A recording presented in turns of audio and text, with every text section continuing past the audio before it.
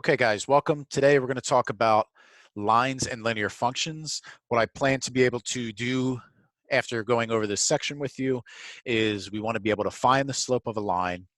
We want to be able to find equations for lines when we're either given its slope and a point on it, or when we're just given two regular points. We want to be able to find lines that are parallel to a certain line and given a certain point, and find a line that's perpendicular to a given line and containing a certain point.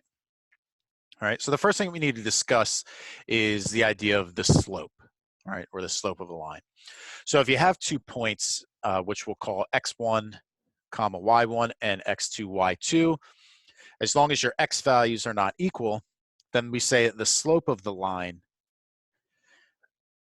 which we usually abbreviate m, is y2 minus y1 over x2 minus x1. Now, the reason why x2 can't be equal to x1 is so that this is not undefined.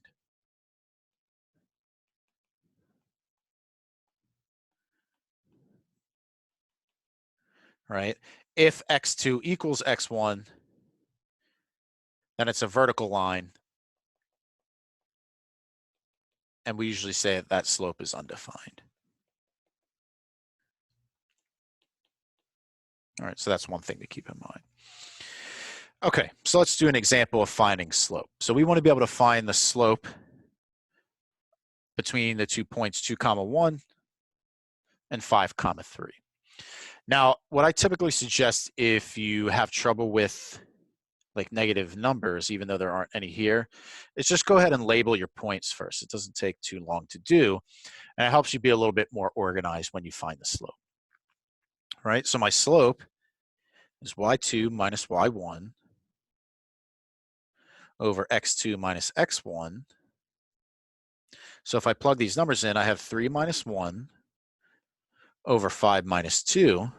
So 3 minus 1 is 2, and 5 minus 2 is 3. So my slope is 2 over 3. So that's the slope of the line that contains the 2 points 2, 1 and 5, 3. All right, so hopefully that's simple enough. Now, again, what I was getting at with the negative numbers is, let's say you have something like -3, -1, and 2, -2, or something like that. Right? Now, in the slope formula, you have y2 minus y1 over x2 minus x1. Now, y2 is -2, and when we subtract y1, we're subtracting a -1. So you have to be careful with the parentheses here, because this is eventually going to become plus. Right? And then similarly in the bottom, you have 2 minus a -3, which again will become plus. So then -2 plus 1 is -1, and 2 plus 3 is 5. All right, so if you have negatives, just make sure that you're careful with extra parentheses where you need them. Okay. Now, if we want to find the equation of a line given its slope and a single point on it, then if we have the slope, we can take that given point, x1, y1, and evaluate it into this formula, right? And really, this is the slope formula, except we've replaced x2, y2, which is x and y, right? And then if you multiply both sides by the denominator, you're going to get y minus y1 is equal to m times x minus x1. All right, so that's how this formula sort of comes about. And here you want to be careful. You always want to keep x and y as x and y. You don't want to change them. You want to change x1 and y1, but you want to leave the regular x and the regular y just as they are. All right, so let's see an example of this in action. So here we want to find the equation that has the slope 1/2 and contains the point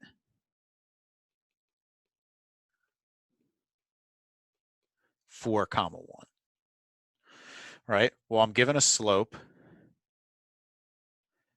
and I'm given a point, right? And I don't think I mentioned it a second ago, but this form of a linear equation is what's known as point slope form, right? Because you can find it given a point and a slope.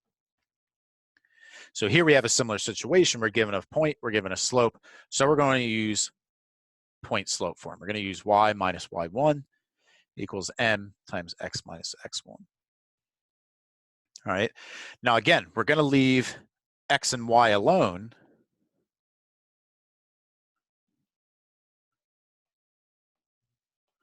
And just plug in the other stuff, right? So what's my y coordinate? Well, my y coordinate, my given point is 1. My m, my slope, is 1/2. And my x coordinate is 4. All right. So this would be the equation in point slope form.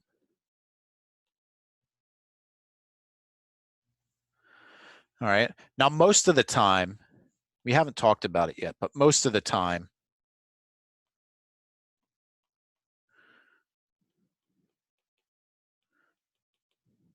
we will distribute the right side and then solve for y. RHS for right-hand side and solve for y. Right, so if we do that here, we'll get y minus 1. If I distribute this 1/2, 1/2 times x is 1/2 x, and 1/2 times -4 is minus 2. So then last but not least, we'll add 1 to both sides, and we'll get that y is equal to 1/2 x minus 1. And that's usually the form that we present it in, and this is known as what's called slope-intercept form, and we'll talk about this in just a minute. All right, and that's usually, again, that's usually the most preferred format for a final answer. All right, we're actually going to talk about it now. So we can say that if we have a special kind of point that intersects the y-axis, this 0, b is what's known as the y-intercept, because that's where you cross the y-axis. Then you can say that if you have slope m, then your equation looks like y equals mx plus b, right? And this is what's known as slope-intercept form, because you're given a slope and a y-intercept. All right. And of course, the idea is that you could have used this in point slope form, but this is a special type of point. But if you were to plug this in, you'd have y minus b is equal to m times x minus 0, right? If I use 0, b as my point, but this just gives me y minus b is equal to m times x, and then add b to both sides gives y equals mx plus b, right? So this is sort of a shortcut if you know a y-intercept, or you know a point that's 0, something. All right, so now putting it all together, if you're given 2 points, how can you find the equation? Well, you can find the slope between those 2 points, and then pick whichever x1 or x2 you like to be your x1, y1, all right? So this is really just using point slope after you've used the 2 points to find the slope, all right? So that's how you can find an equation of a line when you have 2 points, all right? So let's do that. So first, we need to recognize right away that we don't have a slope, so that's what we need to do first, all right? So we want to find the equation that contains the points 2, 4, and 5, 1. So first, we'll find the slope.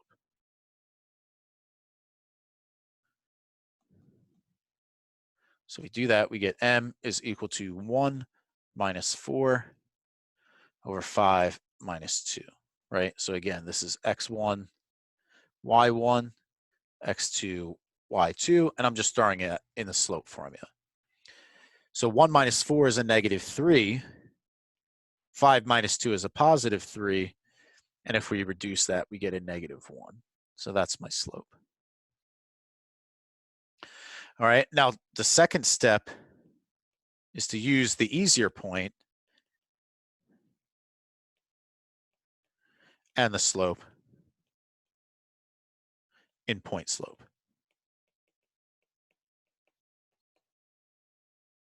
formula. Okay, now here it doesn't really make a difference which point that we use. What I mean by easier point is that you could pick a point that has no negatives in it, or if you have a 0 in it, that's even better. And then in that case, you might even be able to use, if you have a 0 in your first coordinate, then you can just go right to the slope-intercept form. But in this case, it doesn't really matter. I'll just use 2, 4, since that's already x1, y1. And I want to plug it into y minus y1 equals m x minus x1. Right, so if I leave y and x alone and plug in the other stuff, well, my y coordinate is 4, my slope is -1, and my x coordinate is 2. All right, and then finally, we can distribute and solve for y.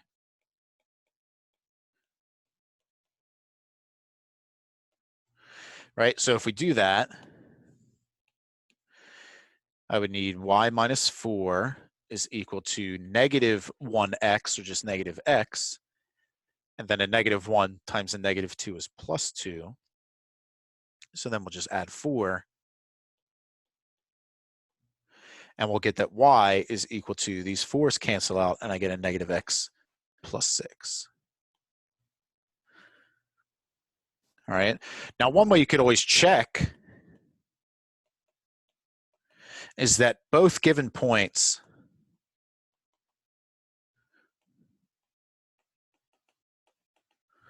should give a true statement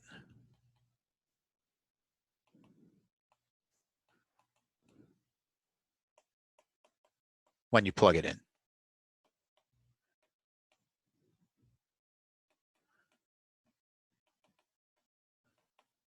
So for example, if you look at 2, 4, if you take -x, that's -2, and if you add it to 6, you do get 4, which is good.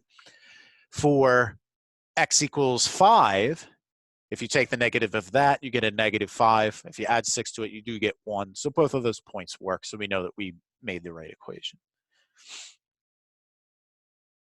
Okay, so again, we're sort of just defining our linear equation, but we're now sort of saying it for functions. So we've really just replaced this f of x with y, right? So again, m is the slope of the line, and then b is the y-intercept of the line. Just keep that in mind. Okay, so for this example, we're told that a pound is officially defined to be 0.45359 kilograms, right? Now we want to find a function such that f of p, so if I plug in p, I get the weight of kilograms of an object weighing p pounds, right? So we know that if I have one of these things, I have this 0.45359 number, and that's for 1 pound. So if I want it for multiple pounds, I just multiply that by p, all right? So if I plug in p for pounds, I'll get kilograms out. So this is pounds in and kilograms out. All right, now what would the inverse function do? Well, the inverse function, f inverse of, I'll just put y for now, would be kilograms in and pounds out. Right, so that would happen if you, so what would happen here is that if you plug in a number in kilograms, it would spit out the equivalent weight in pounds. Right, so how could we get the inverse here? Well, I would replace f of p with y in my original, and then I'd switch my variables. So this is now p. Let's go to 0.45359 times y, and then I just solve for y. So then I would get that y is equal to 0.45359, or I would divide p by that. So I need that under p. Right, so then my f inverse right? And I could say like even kilograms here would be kilogram over, let's just use K, just so it's one variable. F inverse of K is K over 0.45359237. And this would, K would be in kilograms. And then F inverse of K would spit out pounds. All right, so that's what that inverse function would do in this case. Okay, so let's go ahead and let's look again at our Fahrenheit and Celsius scale. So we want to find a function where we have the Fahrenheit scale corresponding to X, so the input being the Celsius scale. So I know we did this in the previous chapter, but we're going to pretend that we didn't know how to do that. All right, so we know that, or at least it's hopefully common knowledge, that 0 degrees Celsius corresponds to 32 degrees Fahrenheit, and 100 degrees Celsius would go to 212 degrees Fahrenheit. Right? Now this currently is set up so that X is Celsius and that Y is Fahrenheit. And in this case, that's what we want, right? We want the temperature X on the Celsius scale, and we want F of X to be the temperature on the Fahrenheit scale. If we wanted this the other way around, we would just flip-flop these points, right? So then instead we'd use 32, 0 and 212, 100. All right, but now we're just given 2 points, right? So we can first find the slope. So we'd have a 212 minus 32 over 100 minus 0. So this would be a 180 over 100, which if we divide the top and bottom by 20, we could say this is 9 over 5. So that's my slope. Now, of course, what's the easier point to use here? The easier point to use is this point. Why is that easier? Because this is a y-intercept. So you don't even have to bother with point slope form. You have a y-intercept this time with the slope. So we can use slope-intercept form.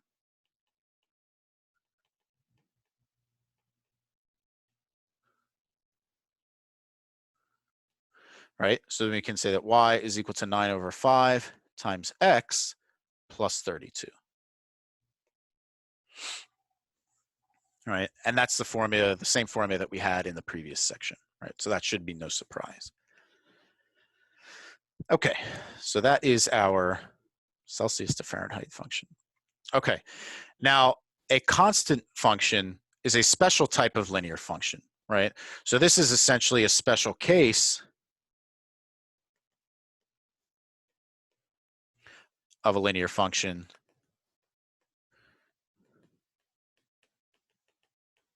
here. You just have 0 slope.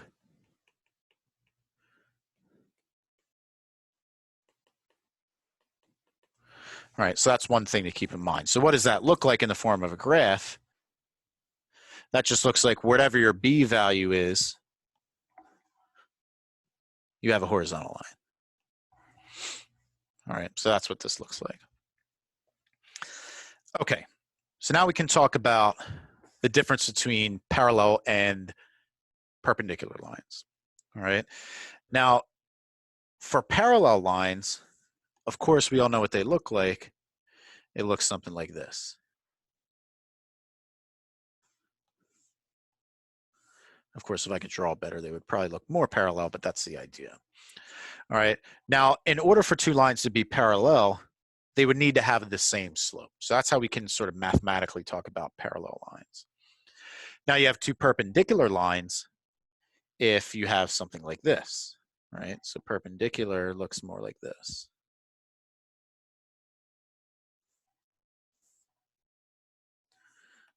All right, so they not only intersect, but I usually say that they intersect sort of at a direct hit, right? Or at a right angle. Right?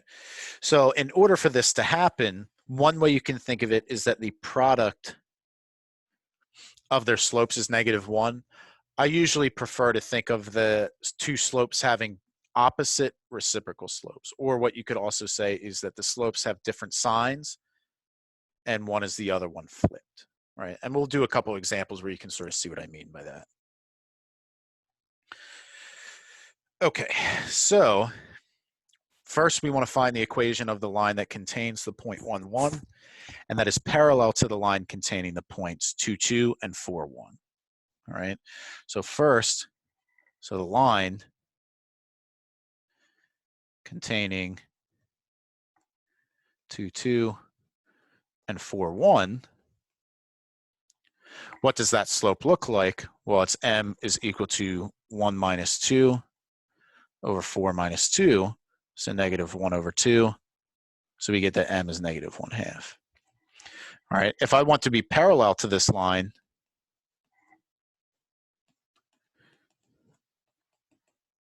that means I want the same slope.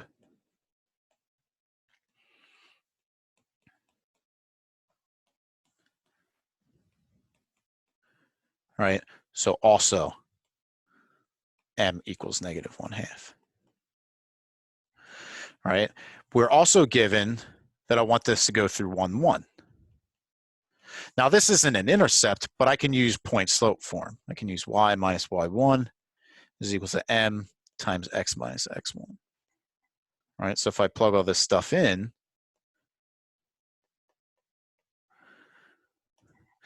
right, my y coordinate is 1, my slope is -1/2, and my x coordinate is also 1. All right, so now we can distribute this. We get that y minus 1 is equal to -1/2 x, and then a negative times a negative will be a plus 1/2, and then I just need to add 1 to both sides. Right, so on the left side I get y by itself, which is what I want, and then I have -1/2 x, and then how do I do 1/2 plus 1? Well, I think of 1 as 1 over 1, find a common denominator. So I have 1 over 2 plus 2 over 2, so that's plus 3 over 2. Right? So that would be parallel to the given line because it has the same slope and it goes through the point that we want it to. All right, so that's an example of finding a line that's parallel to another line. Okay, now we can talk about what I sort of mean by opposite and reciprocal slopes, right? So I want to look at these two lines. So we want to show that the lines that are given by these equations are perpendicular. So of course, if you have y equals 4x minus 5, this has slope equal to 4, right? Because that's the number in front of the x. If we look at y equals -1/4 times x plus 18, this has slope equal to -1 over 4. All right, now there's two ways you can show this, right? If you look at 4, and if you think of it as a fraction, this is 4 over 1, right? If you think of -1 over 4 as a fraction, it already is, it's -1 over 4. This is positive, and this is negative. So that's half the battle. And then the other half of the battle is that if I flip 4 over 1, I do get 1 over 4, right? So they are reciprocals. So that's one way to show that they're perpendicular. They're opposite sign and reciprocals of each other. Right? Another method is that if you do 4 times -1 over 4, and you multiply them, the 4's cancel and you're left with -1. So that also shows they're perpendicular. If their product of the slopes is -1, or if the slopes are opposite reciprocals, that shows that they are perpendicular. Okay, I think this is, okay. A couple more examples. So in this example, this is interesting. We want to find a number t such that the line containing the points 1, -2, and 3, 3 is perpendicular to the line containing 9, -1, and t, 1. All right. So first, let's find the slope of this line. So to get that, I would need m equal to 3 minus a -2 over 3 minus 1. So anytime I have minus a negative, I need to change it to plus. So I'm going to have 5 over 2. So that's the slope of the first line. Now in this example, or this line, if I find this slope, I'm going to have m equals 1 minus a -1 over a t minus 9. And if I simplify that, I'm going to get a 2 over t minus 9. All right. Now here, there's two ways you could do it. All right. You could either say that 2 over t minus 9 is equal to, now take the second one, change its sign so it's positive, so I want to make it negative, and I want it to be 2 over 5, and I flip it. All right. And of course, you can cross multiply here, right? And you could say that 2 times 5 is a 10, and then -2 times t minus 9 is -2 times t minus 9. Just make sure you're careful with using parentheses. So then we can distribute, and this is -2t plus 18 equals 10. So then subtract 18. We get -8 is -2t. So then once you solve for t, you get t is equal to 4. All right. So that's one way you could do it. Or we could use the argument that if I do 5 over 2 times 2 over t minus 9, that should be -1. Right? And of course, what happens there is that the 2's will cancel, and we get 5 over t minus 9 is equal to -1. And of course, when is this equal? The left side is -1 when t minus 9 is -5. So then you could add 9 to both sides. And you can get t equals 4 that way as well. All right. The idea is that if you want the slopes to be perpendicular, you need them to be opposite reciprocals, or their product to be -1. Okay, I think this is the last, so the last thing that we need to mention about linear functions is that you need to be careful of the scaling that's used for the graph, all right? And that's going to come up when you have unequal scales on the coordinate axis, right? So then the angles sort of aren't really accurately represented, right? So here, just as a quick example, the orange line here is y equals 2x plus 9, right? And the blue is y equals -1/2 x plus 12, right? Now, if you look at these two, these should be perpendicular, right? Because in the orange one, you have slope 2, and in the blue one, you have slope -1/2. So they're opposite reciprocals. But these don't look parallel.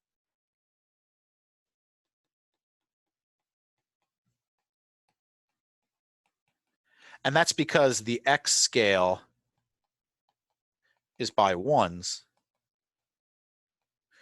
and the y scale is by 5s.